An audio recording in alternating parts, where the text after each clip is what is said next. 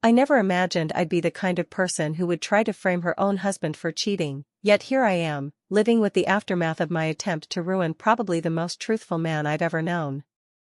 I'm Courtney, 28, and this is how I managed to completely wreck my life while trying to escape it. 3 years ago, I was a young and eager assistant manager at Applebee's when I met Harry. He wasn't my usual type, no designer outfits or luxury cars, just an ordinary guy in work boots who ran a medical equipment repair business. But something about his quiet confidence drew me in. He didn't try to impress me like other guys did, he simply was himself, a man who built his business from the ground up and was now earning a solid six-figure income by keeping hospital equipment running. The early days were amazing. We both worked insane hours, but we somehow made it work, me handling the endless chaos of restaurant management, him rushing off to repair million-dollar machines at hospitals. We'd meet up late at night, exhausted but content. I loved that we were equals, both hustling, both building something. I used to brag about how we weren't like those couples where the wife just lived off her husband's income. God, I was so arrogant back then. I'd literally roll my eyes at women who quit their jobs after marriage. I could never just sit at home all day, I'd say, acting all superior. Harry would just smirk whenever I ranted about independent women and equal partnerships. I should have realized he was remembering every word. Marriage changed things, but not in the way I secretly hoped. Even as his business flourished, we still split everything 50-50, our modest 3-bedroom house, the bills, groceries, all of it. And that was fine, except, was it? He was making 3 times my salary, yet I was still dragging myself through 50-hour weeks, dealing with irritable customers and unreliable employees.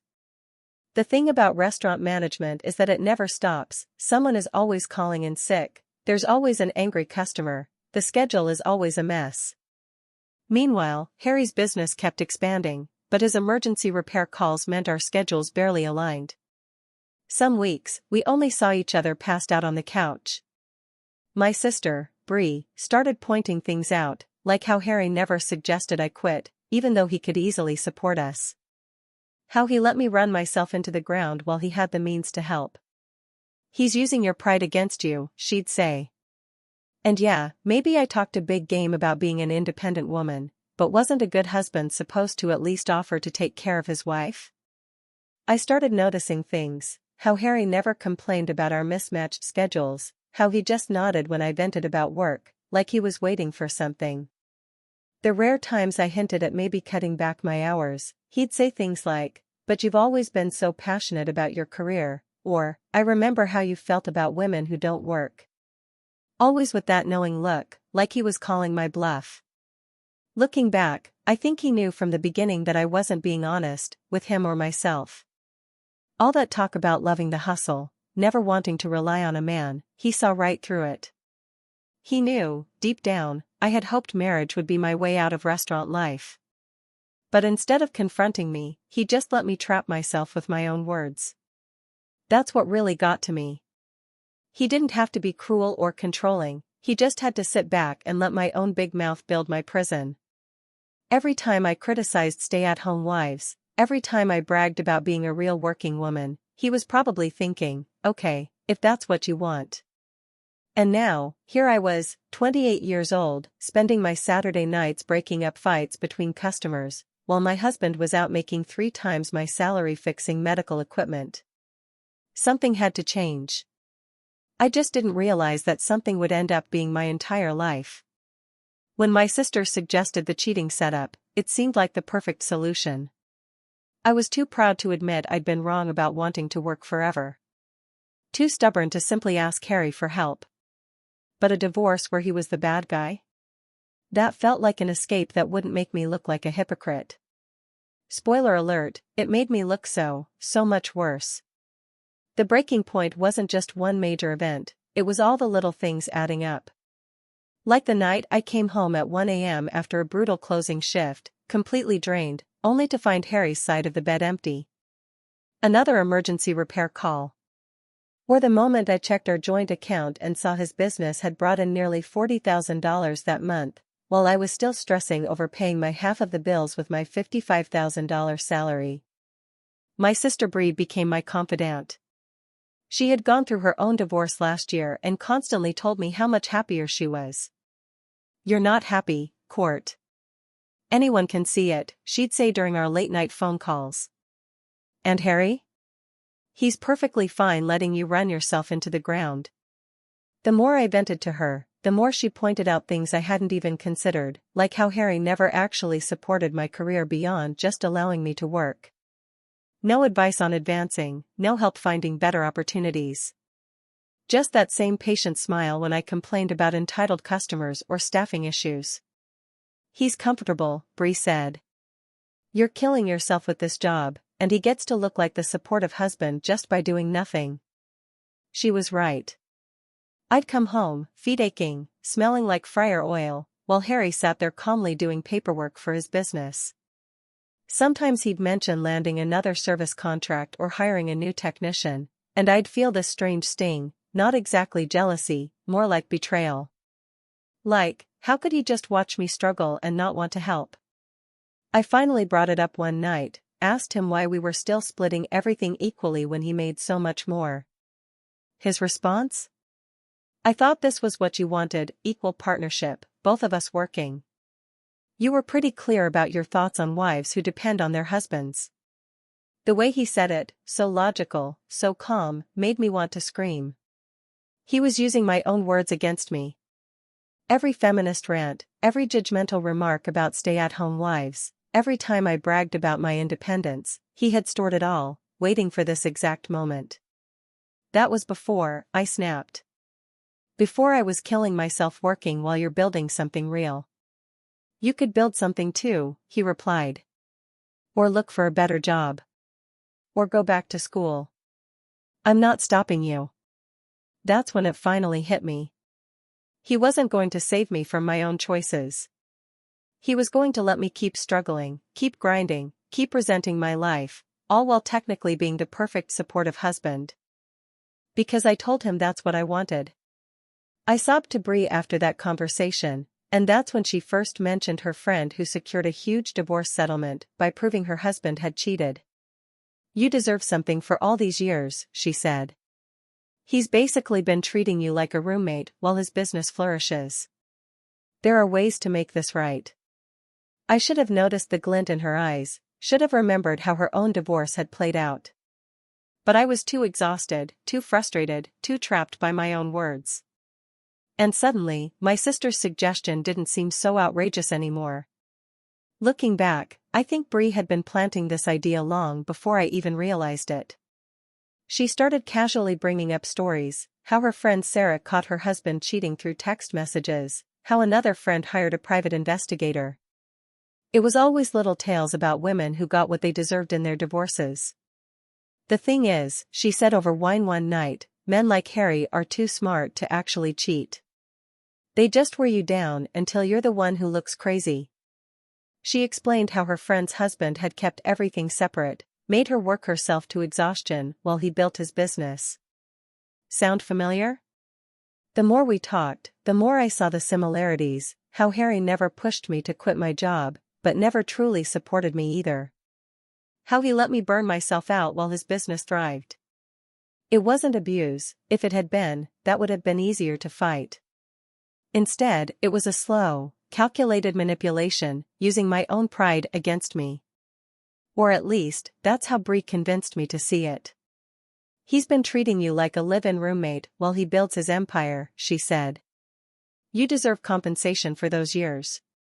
She made it sound so reasonable: gather some evidence of cheating, take it to a lawyer, secure a good settlement, and finally escape the endless cycle of stress. I still remember the night I agreed to her plan. Another missed dinner, me closing the restaurant, Harry off on an emergency repair. I sat alone in our empty house at 1 a.m., feet aching, reeking of kitchen grease, staring at our bank account. He had just landed another major hospital contract. Meanwhile, I had spent my night dealing with a no-show busboy and a customer furious over their overcooked steak. Bree laid it all out. We'd need evidence, texts, photos, witnesses. She knew people who could help stage it, make it seem like Harry had been meeting someone during his service calls. He's always running out at odd hours, she said. It's the perfect cover story. The scariest part? How easy it seemed. A few compromising photos with timestamps matching his hospital visits, some fake texts, a couple of people willing to say they'd seen something suspicious. We'd spin a story about him using his repair business to sneak around. The best part, Bree assured me, is that it'll be his word against the evidence. Men like Harry, so careful with their reputations, they usually settle quickly rather than let things get messy. I knew it was wrong. It went against everything I claimed to believe in. But I was so tired. Tired of the never-ending restaurant chaos. Tired of splitting bills when he made triple my salary. Tired of him throwing my own feminist speeches back at me. Mostly, I was tired of feeling like I had backed myself into a corner with my own words. You're not doing anything wrong, Bree insisted. Just leveling the playing field. He's been manipulating you for years with this whole supportive husband act. It's time to play his game. The plan was set. All we needed was the right opportunity. And with Harry's unpredictable repair schedule, that moment was bound to come soon. I wish I could go back and warn myself how catastrophically this would backfire. Turns out, framing someone for cheating is a lot harder than Bree made it sound, especially when that someone is the most meticulous person on the planet. Every perfect opportunity collapsed because of Harry's ridiculously detailed record-keeping. First attempt? We tried staging photos of Harry's truck at a local motel during one of his late-night repair calls. Except his business tracking app showed he had been at the hospital the entire time. And there was security footage of him working on their MRI machine. Great. Then, we spent hours crafting fake text messages from a burner phone, carefully matching timestamps. But we didn't realize Harry's repair business used advanced scheduling software that logged every client interaction. The timestamps we chose? He was literally on recorded calls with hospital administrators at those exact moments. But the real disaster? The witness. Bree found a friend of a friend willing to testify that she had seen Harry getting cozy with another woman at a coffee shop. We prepped her with every little detail, his schedule, his habits. But during a meeting with my lawyer, she mixed up which hospital Harry had supposedly met this woman at. Turns out, that hospital wasn't even one of his clients. She panicked, started changing details, making the whole thing sound suspicious. I tried to salvage it, saying I must have mixed up the dates. But then Harry's lawyer pulled out a color-coded calendar detailing every single repair call, client meeting, and hospital visit over the past year, complete with timestamps, GPS locations, and signed maintenance logs. The moment I saw my lawyer's face, I knew we were screwed. But Bree refused to quit. We just need better evidence, she kept saying. More witnesses, stronger photos.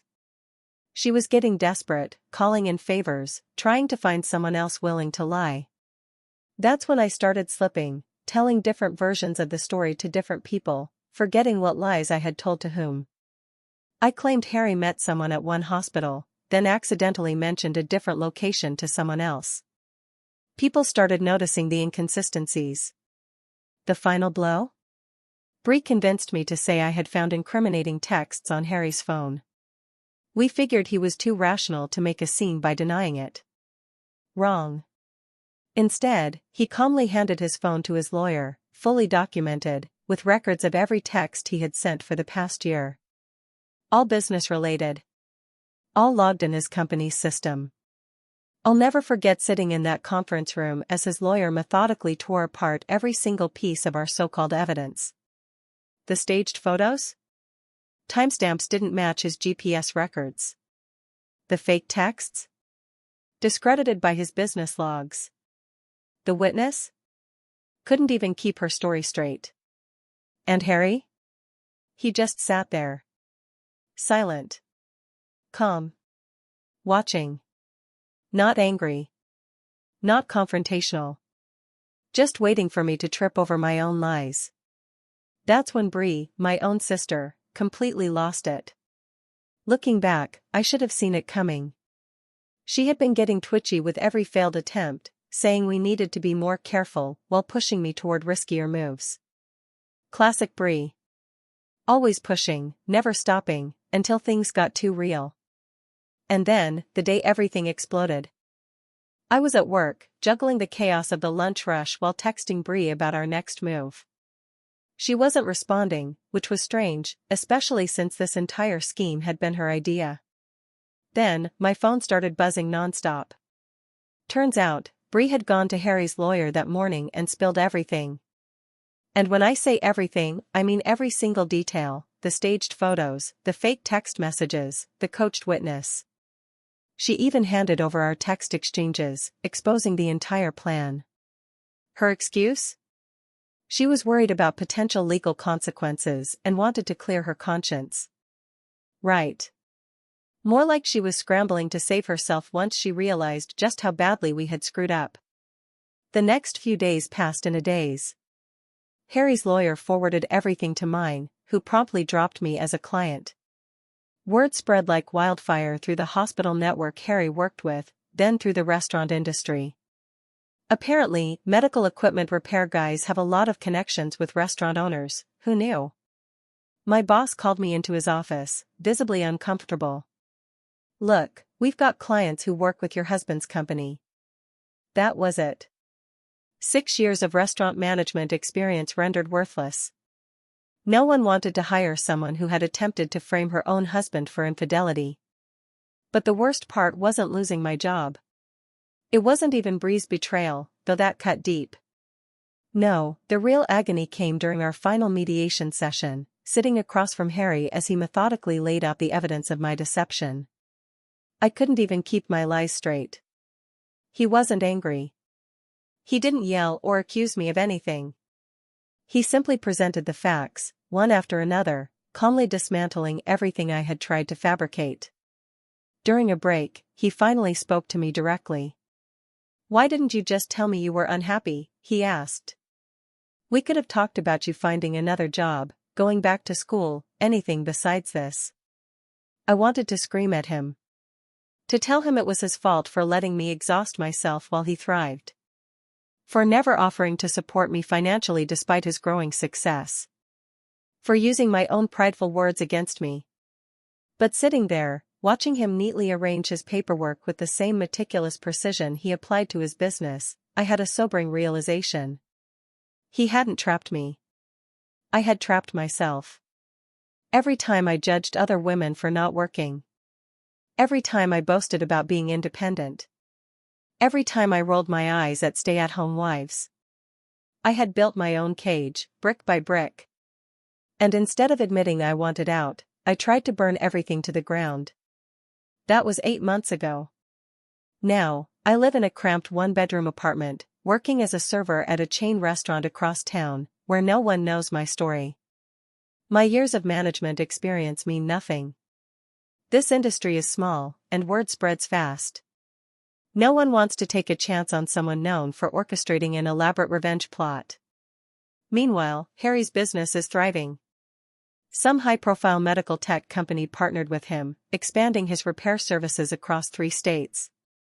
He bought out our house in the divorce, and I find myself checking its value on Zillow late at night when I can't sleep. The real estate market in our area is booming, probably thanks to the new medical facilities being built. Facilities that, no doubt, have contracts with Harry's company. Bree tried to apologize last week. Sent a long-winded text about how she was only looking out for me and never intended for things to spiral so far. I blocked her.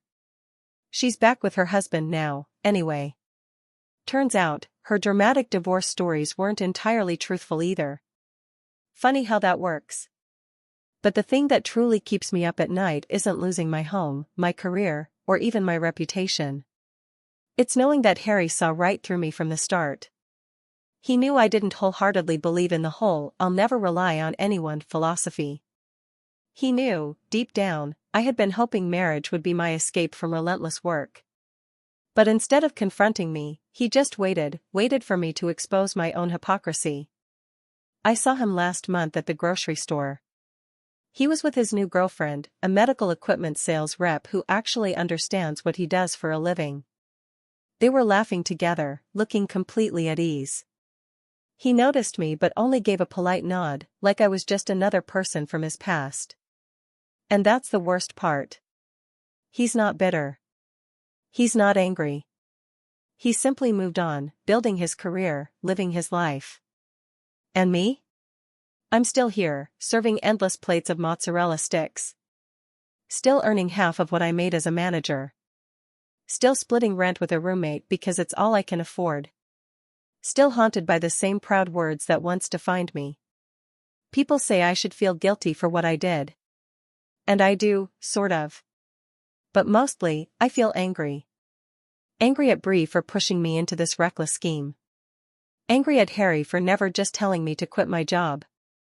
Angry at myself for not admitting what I really wanted, instead of orchestrating a pathetic attempt to ruin an innocent man. But you know what? At least I'm done pretending. No more speeches about independence. No more judging other women for their choices.